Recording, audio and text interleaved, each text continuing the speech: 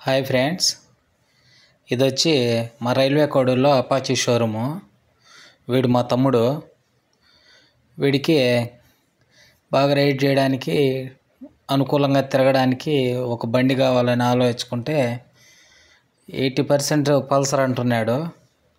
కానీ మళ్ళా వాడు మొత్తం అంతా నెట్లో అంతా సెర్చ్ చేసి ఆఖరికి టీవీఎస్ అపాచీ 4V అనే బండిని సెలెక్ట్ చేశాడు.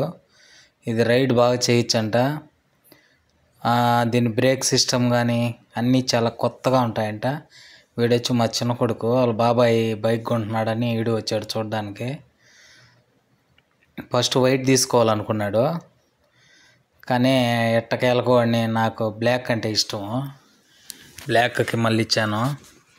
ఇంకపోతే షోరూంలో ఫార్మాలిటీస్ ఉంటాయి కదా, ఈ నెంబర్ రిజిస్ట్రేషను, ఈయనొచ్చి మా చిన్న ఆయన చేతుల మీదుగా తీసుకోవాలని ఆయన తీసుకొని పోవడం జరిగింది. వీళ్ళ అబ్బాయి బైక్ అనేది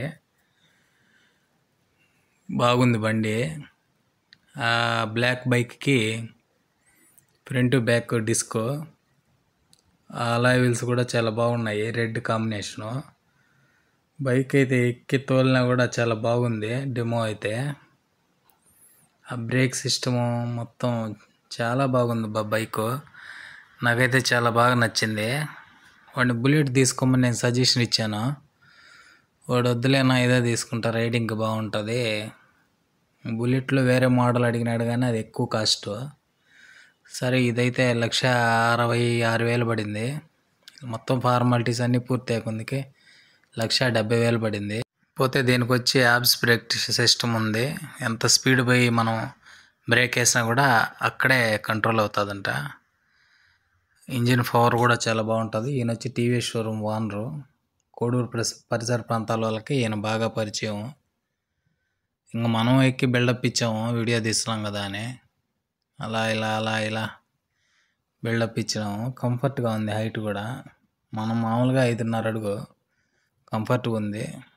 అపాచీ తీసుకోవచ్చు ఫ్రెండ్స్.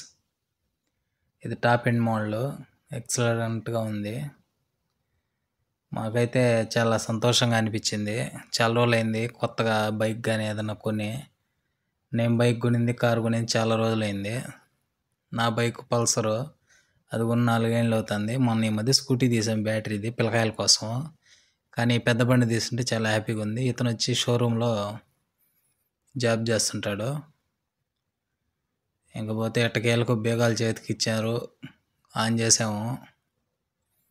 అది మా చిన్న చేతితో ఆన్ చేయించాలని చేయించాం ఫస్ట్.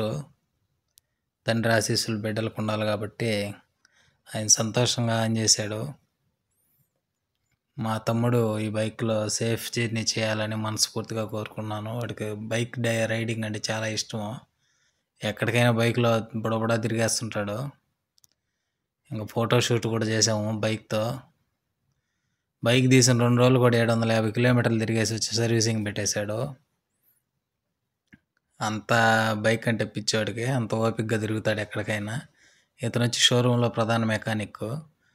బైక్ గురించి మనకు అన్ని సూచనలు సలహాలు చెప్తున్నాడు. అన్నీ వినేసాము, అన్నీ మనకు తెలిసినట్టువే. ఇంకా అతనే దింపాలన్నాడు. సరే దింపని దింపాము. ఇంక ఫార్మాలిటీస్ అన్నీ పూర్తి చేసుకొని బయటకు వచ్చేసాం. ఓకే ఫ్రెండ్స్, ఇలాంటి వీడియోస్తో మేము ముందుకు వస్తుంటాను.